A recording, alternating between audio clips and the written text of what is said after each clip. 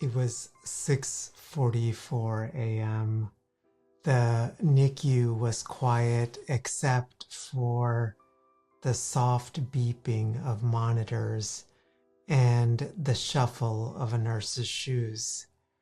Our daughter, 3 pounds and 12 ounces, lay in an isolate, a tangle of wires and tubes guarding every heartbeat and breath. I press my hand through that small porthole, my palm covering her whole torso. I whispered words I wasn't sure I believed. We're gonna be okay. But the truth, I didn't feel that way at all. You see, that year had been a high point in my career. I had a months-long clinical wait list, a podcast ranked in Apple's top career list, a 6-figure business that I had built from scratch. Yet, there I was, awake before sunrise, my chest tight, my thoughts racing. My carefully designed life was suddenly out of control.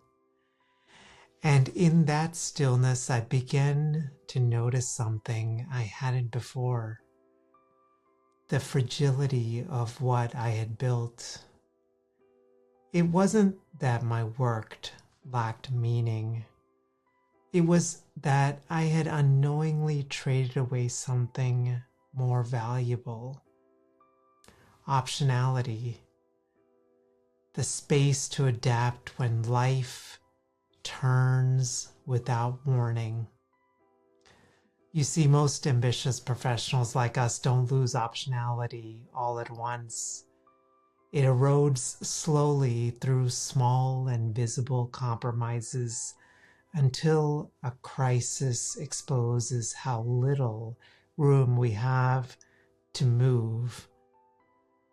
After coaching dozens of founders, executives, and post-success professionals, I've seen the same patterns again and again. First is identity overgrowth. A founder sells their company, their calendar empties, their inbox falls silent, but the silence feels less like freedom and more like loss.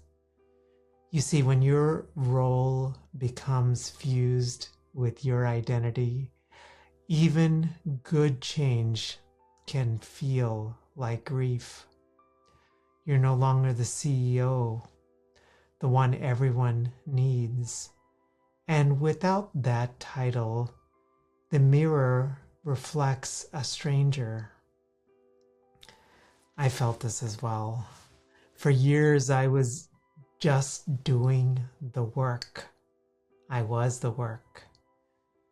When our daughter's birth forced me to step back, it felt like stepping off a cliff. The fix? Build parallel identities before you need them. Teach in a new context. Write under a pseudonym. Practice skills that don't have to earn. It's not abandoning what you've built. It's giving life more surface area to flow through. Second, success-based insecurity. Success doesn't quiet anxiety. It multiplies it. Friends call you the rich one. Family expects you to pick up the tab. Every invitation comes with a subtle ask or an expectation. Stillness starts to feel unsafe, so you feel the silence with motion. You fill it with motion, new projects, new investments, and endless next. That's not chasing growth, it's chasing safety. You see, when insecurity drives urgency, you trade long-term optionality for short-term reassurance. The fix, resist the reflex to fill the space. Let your nervous system learn that you can be still and still be valuable. Even Google does this. Their 20% time lets employees spend 1 day a week exploring curiosity projects. Gmail and AdSense came from that space. If you can't take a day, start smaller. A morning without meetings, maybe a simple walk without your phone, a single day off around a long weekend. Optionality grows in those quiet intervals. Third, post-success paralysis. In January of 2025, Loom's co-founder Vinay Hirmath wrote, "I am rich and I have no idea what to do with my life." The blog post went viral, not for the exit story, but for the honesty. What is the point of money if not freedom?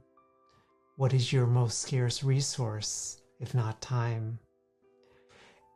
Even wide open freedom can feel like a cage without a clear why. Psychologist Viktor Frankl, who survived the Holocaust, calls this the existential vacuum. And Harvard's Mihir Desai warns that in this article called "The Trouble with Optionality," optionality is a means, not an end. The pursuit of optionality can lead to indecision and a lack of fulfillment. You see, real freedom isn't having more doors open. It's about knowing which one leads you home. So the question is, how do you reclaim optionality quietly and intentionally? 1, audit your margins. Margin isn't built in a crisis, it's built before one. Ask yourself the 5 regrets palliative care nurse Bronnie Ware heard most from the dying. I wish I had lived true to myself. I wish I hadn't worked so hard. I wish I had expressed my feelings. I wish I had stayed in touch with my friends and loved ones. I wish I had let myself be happier. Use them as a mirror. Where are you out of alignment now, not later? 2, separate identity from income. If your self-worth rises and falls with your revenue, any disruption feels like an existential threat. Optionality requires an inner stillness, a quiet conviction that you're still you, even when the scoreboard resets. 3, define success in seasons. Nature has planting seasons, tending seasons, and rest seasons. So do we. Your definition of success will evolve, and that's healthy. Honor the season that you're in. 4, play long-term games. The calmest leaders I know make decisions with 10 or even 20-year lenses, not a 10-week sprint. They build trust, not reach. They invest in relationships, not transaction. That's how compounding works in business and in life. 5th, create from clarity, not compulsion. When you stop creating to prove your worth, you start creating from stillness. That's where the best ideas come from, not in the noise, but in the quiet. For me, that reckoning began in that softly lit NICU room, watching a nurse steady my daughter's head so she could feed her with a syringe. Moments like that change what you measure. They change what you chase. And if you're lucky, they help you build a life that holds you, not just the other way around. If this message resonates, I write a twice a month letter for thoughtful professionals and Second Mountain leaders who want to build businesses that fit their lives, not the other way around. It's called The Quiet Builder. Each letter offers grounded insights on optionality, purpose, and quiet wealth. You can subscribe over at sellingthecouch.com/quiet builder. Thank you for watching and for building quietly and slowly.